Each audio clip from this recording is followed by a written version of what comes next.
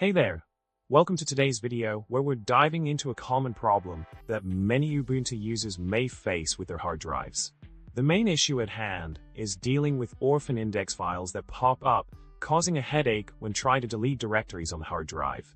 Quite the annoying problem, right? Now, let's get into the solution for this pesky problem. As it turns out, the reason why running fsck on Ubuntu isn't doing the trick lies in the history of Linux and its relationship with proprietary Microsoft technologies like NTFS. You see, Linux needs a specific driver to support the NTFS file system, and the older NTFS 3G and newer NTFS 3 drivers play a key role here.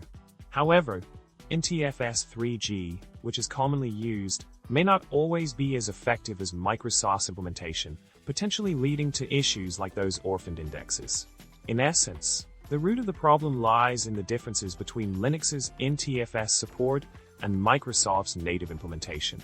While Linux's fsck utility can perform some repair operations, it falls short when compared to Windows' chkdsk command. Specifically, when it comes to dealing with orphan indexes, Linux may not have all the tools necessary to fully resolve the issue.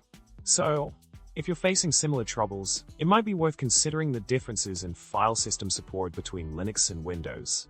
To wrap things up, we've uncovered the reason behind Ubuntu's fsck not fully addressing the problem of orphaned index files on an NTFS hard drive.